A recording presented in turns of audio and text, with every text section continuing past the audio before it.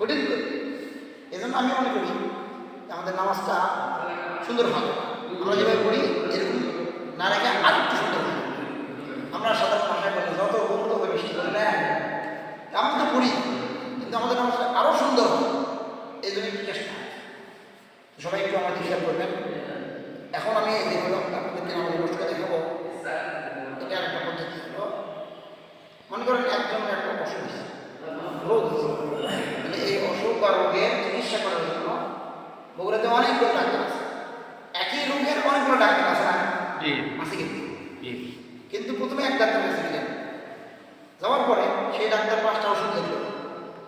এখন আপনি 5টা খাইলেন অথবা 3টা খাইলেন, 5টা ওষুধের মধ্যে 3টা খাইছেন। খাওয়ার পরে 5-7 দিন পরে না ওষুধ ভালো হচ্ছে, এটা বা ডাক্তার চেঞ্জ, অন্য ডাক্তারের কাছে যায় আবার লিখে নিয়েছেন 5টার মধ্যে 2টা খাইছেন। আগের ডাক্তারের 3টা, এই ডাক্তারের 2টা, আর এক ডাক্তার ধরে সেটা দিবে, কোনোদিন অসুখ ভালো হবে। তার মানে যেই ডাক্তার ধরছি তার প্রেসক্রিপশন ফুল কোর্স পূরণ করতে হবে, তারপরে ডাক্তার শেষ করলে করা যাবে। কিন্তু যেই ডাক্তার ধরবেন সেটা পরিপূর্ণ খেতে হবে। আমি যেটা আপনাদের বলতে চাচ্ছি না হলো, আমাদের মাযহাব অনুসারে, এটা বিতর্কিত কথা, এগুলো বিস্তারিত কথা, আপনাদেরকে একটু টাচ দিচ্ছি। মাযহাব হলো 4টা, একটা হলো হানাফি, একটা হলো হাম্বলি, একটা হলো শাফি, আর একটা হলো মালিকি। এই 4টা মাযহাব। এখন 4টা মাযহাবের যারা যে মাযহাবকে ফলো করবে সেই মাযহাবকে পরিপূর্ণ ফলো করতে হবে। আপনারা দেখছেন যারা মক্কা গেছেন, আল্লাহু আকবার সূরা ফাতিহা কেরাত করছে, হাত বাঁধে হাসারা দেখেন, ওটা এক মাযহাব, ওটা এক মাযহাব। অনেকে আমি এরকম আল্লাহু আকবার এরকম দেখা যায় না, সেটা এক মাযহাব। আমি আপনাদেরকে এখন যেটা দেখাবো সেটা হলো হানাফি মাযহাব। আর হানাফি মাযহাবের লোক সংখ্যা এবং গুরুত্ব অন্যান্য বাকি 3 মাযহাবের চাইতে অনেক বেশি। এটা ভিন্ন কথা। যাই হোক, আমি এখন আপনাদেরকে হানাফি মাযহাব অনুসারে নামাজের মশক দেখাচ্ছি।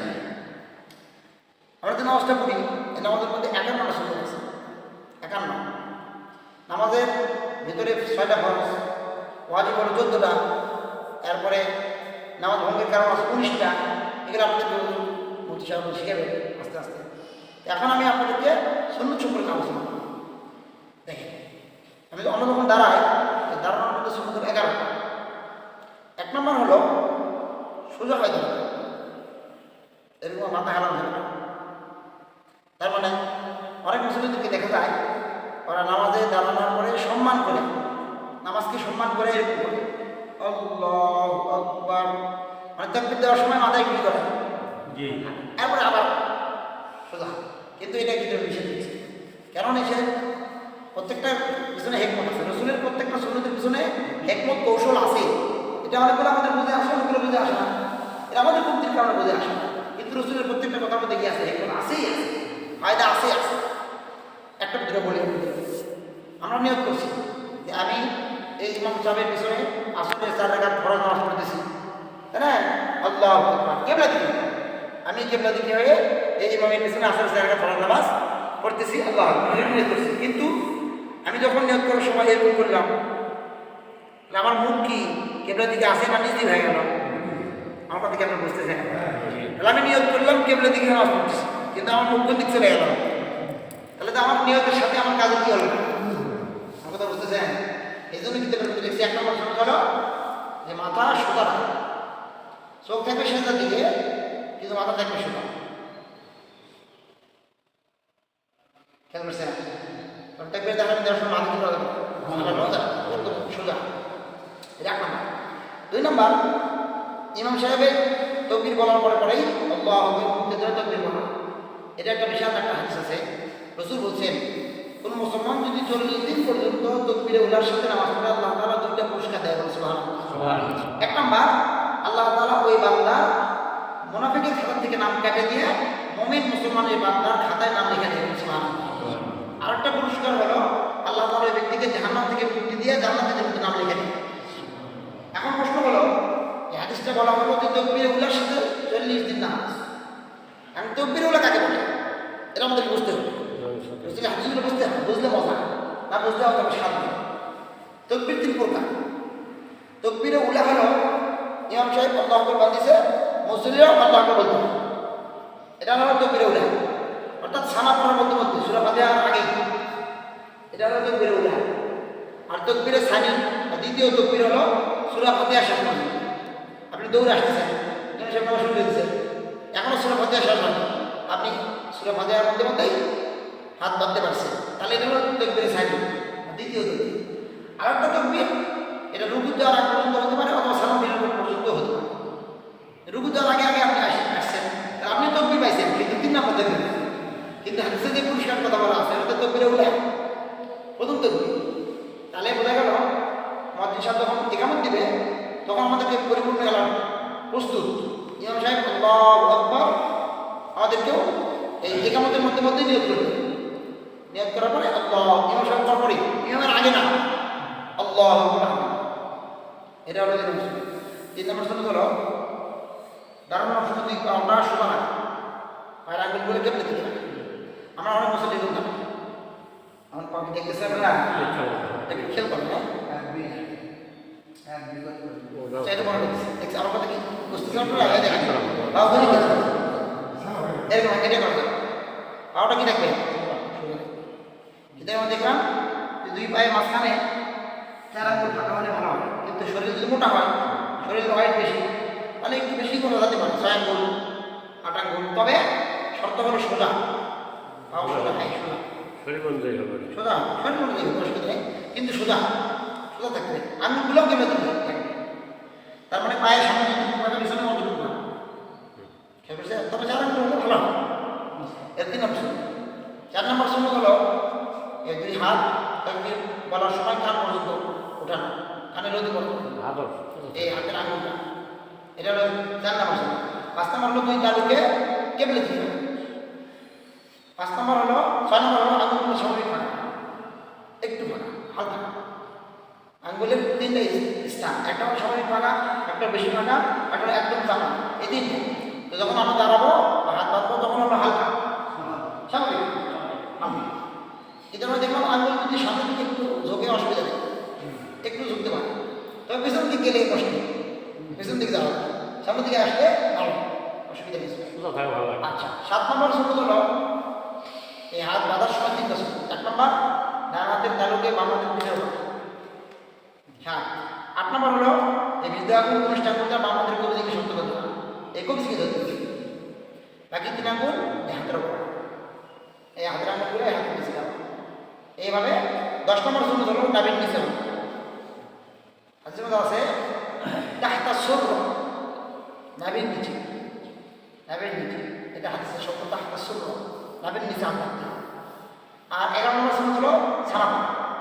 ইমাম সাহেব আল্লাহু আকবার বলার পরে ইমাম সহ মুক্তাদি সহ সবাই সালাম পড়তে হবে। সুবহানাল্লাহ ওয়া বিহামদিহি ওয়া তাআলা জাদ্দুকা ওয়া লা ইলাহা ইল্লা আনতা। এটা হলো 11 নম্বর সুন্নাত দাঁড়ানোর মধ্যে। এরপরে সূরা কেরাত শুরু, সূরা কেরাতের মধ্যে 7টা সুন্নাত আছে। 1 নম্বর আউযুবিল্লাহ পড়া, 2 নম্বর বিসমিল্লাহ পড়া, 3 নম্বর সূরা ফাতিহার শেষে আস্তে আমিন পড়া, 4 নম্বর কেরাতের একটা সুন্নাত তরিকা আছে। ফজর এবং জোহরের নামাজে দেওয়ালে মুফাসসাল, দেওয়ালে মুফাসসাল মানে সূরা হুজুরাত থেকে সূরা ইউনূস পর্যন্ত এর মধ্যেকার সূরা পড়া।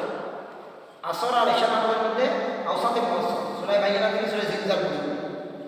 আর মাগরিবের নামাজে কাসারে মুফাসসাল, অর্থাৎ সূরা জিলজাল থেকে নাস পর্যন্ত, এই 3 ভাগ করা। এটা আপনার বুঝবেন না, তারা হামেশা আসতে হুজুর আসতে ভাই ইমাম সাহেব আসে, ওরা কি ফলো করতে পারবে। তাই হোক, এর কেরাতে শুরু, কেরাতে আরও কিছু সুন্নাত আছে।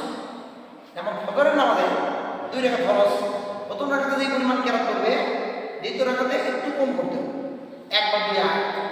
এটা কোনো ফরজ ওয়াজিব না, কিন্তু এটা একটা মুস্তাহাব সুন্নাত বিষয়। যাই হোক, এটা হলো কেরাতের বিষয়। এখন রুকু, রুকুর মধ্যে সুন্নাত হলো 8টা। সর্বোচ্চ কেরাত সুন্নাত আদায় করা উচিত দরকার। কেরাতের সংখ্যা কত হতে পারে সর্বোচ্চ? সর্বোচ্চ সংখ্যা তো ওইভাবে আমি আমার এই মধ্যে বলি থাকতে থাকতে পারে, ওরা তো যাই যাতে করতে পারে, তারপরে একটা ব্যাপার থাকতে পারে। যাই হোক, তাহলে রুকুর মধ্যে সুন্নাত হলো 8টা। 1 নম্বর আল্লাহু আকবার, আল্লাহু আকবার বলতে বলতে রুকুতে যাও, এটা খুব কি আপনার বিষয়। আমি যখন হাত বাঁধতেছি তখন আল্লাহু আকবার এটা বলতে। এখন কথা হলো অনেক মুসল্লি দেখা যায় আল্লাহু আকবার এটা বল, আমার বলা শুরু, হাত যাওয়া বুঝতে হবে। রুকুর মতো একই আল্লাহু আকবার, মানে আমার আল্লাহু আকবার বলা শুরু, রুকুতে যাওয়া শুরু, আল্লাহ আকবার শেষ, রুকু করা হয়ে যাবে। আচ্ছা, রুকুতে যাওয়ার পরে 2 নম্বর সুন্নাত হলো 2 হাত দ্বারা 2 হাঁটুকে খামসা দিয়ে দেবে, আঙ্গুল একদম ফাঁকা। জান্নাত কি আনার মতো, জান্নাতে বড় বড় ডালিম হয়তো এইভাবে বলতে হবে, এই আঙ্গুল খামসা দিতে, এই হাঁটুকে শক্ত করে খামসা দিয়ে দিতে। 3 নম্বর সুন্নাত হলো এই পায়ের গোড়াল থেকে মাজা পর্যন্ত এটা এমন এখন যেমন সোজা আছে, রুকুতে যাওয়ার পরে এইভাবে সোজা থাকে, কিন্তু এটা থাকে না, মাজাটা অটোমেটিক কিন্তু ছিল না, পিছন দিকে ছিল না, দেখেন দেখা গেছে না? তাহলে কি করতে হবে? তখন একটু সামনের দিকে ঝুঁকতে হবে, একটু ঝুঁকতে হবে। 3 নম্বর সুন্নাত। 4 নম্বর সুন্নাত হলো মাথা, পিঠ আর এই যে কোমর এটা একদম বরাবর সোজা রাখা, একদম সোজা। কামান কি চিল্লা কি করে সিধা রাখা, ওই রাইফেলের রল আছে না, আগে রাইফেল ছিল বাকি মারবে, ওটা যেমন সোজা, এটা ব্যাকে ফেলে তো বাকি মরবে না, বাকি মরবে ওটা শুরু হয়ে যাবে, ওইরকম সোজা রাখতে হবে, পিঠ মাথা আর কোমর। এই জায়গাটা আমরা সবাই ধরি, এইটা সবাই থেকে অবস্থা, এটা বারবার মুশকিল হবে। আমি যাই বছর 3 বছর 4 বছর হুজুরে আমার ধরে ধরে লেগে দিচ্ছে, রুকু আর ঠিক হয় না, পরে মুশকিল করতে করতে কিছুটা হয় না, তো একদিনে মুশকিল হবে না, কয়েকদিনে মুশকিল করতে হবে, এটা আস্তে আস্তে হবে। আচ্ছা, পিঠের মাঝখানে একটু সোলো করা, মানে দেবা দেবা নরম করা, তাহলে এগুলো সোজা হবে। রুকুর মধ্যে একটা তাসবিহ আছে, সুবহানা রাব্বিয়াল আযীম, বলেন তো সুবহানা রাব্বিয়াল আযীম, সুবহানা রাব্বিয়াল আযীম, সুবহানা রাব্বিয়াল আযীম। এভাবে কোন পক্ষে 3 বার সময় থাকলে 5 বার, 7 বার, 9 বার, বেজর সংখ্যা 99 বার করা অসুবিধা নেই। জামাতের সাথে নামাজ পড়লে 3 বারের বেশি সুযোগ পাওয়া যায়, কিন্তু সাহেব তাড়াতাড়ি উঠে যায়। কিন্তু আপনি যখন নামাজ পড়তেছেন, তাহাজ্জুদ পড়তেছেন বা আমাকে নিজে নিজে সুন্নত পড়তেছেন, তখন তো ইমাম সাহেব আছে, তখন বেশি করে পড়েন। আমরা সবাই জানি নামাজ পড়তে পড়তে পাবো ফুল হচ্ছে, বুঝছেন না? সেই নামাজ কোন নামাজ কোন? ওই যে আমরা যে নামাজের মধ্যে 3 বার পড়ি, রসুল এইবার শত শত বার বিভিন্ন দোয়া দৌড় করতে, রোগের মধ্যে সেজার মধ্যে দাঁড়ানো অবস্থা কেরা করতে, সেগুলো 1 বার 2 বার 3 বার করতেছে। আমাদের নামাজ পড়ে তারা যাবে সুইচ সুইচ দেওয়া মধ্যে পাঠ করবে, আল্লাহ পাশে সালাম আলাইকুম নামাজ শেষ, মানে হাই স্পিড নামাজ। যাই হোক, তাহলে কোন পক্ষে 3 বার সহি শুদ্ধভাবে সুবহানা রাব্বিয়াল আযীম। এরপরে রুকুতে দেখেন, আমার দেখেন তো আল্লাহু আকবার,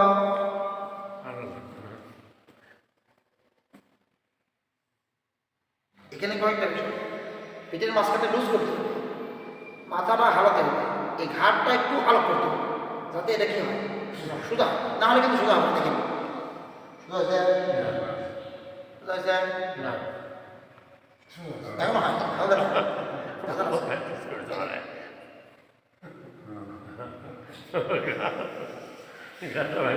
এখানে চাপ করবে, এখানে এই কোমরের একটু উপরে চাপ করবে, খুব চাপ করবে। আচ্ছা, নামাজের মাধ্যমে যে আমাদের ব্যায়াম হয়, এটাকে আপনি বিশ্বাস করেন? একটা ঘটনা পড়ছিলাম কিতাবের মধ্যে, বাংলাদেশে একটা কোন দেশের একটা তবলিগ জামাত বিদেশি গেছে, খ্রিস্টান রাষ্ট্রে যারা নামাজ পড়তেছে, তখন ওই দেশের লোকরা বলছে আপনি কি করলেন? আমাদের ইবাদত করলাম।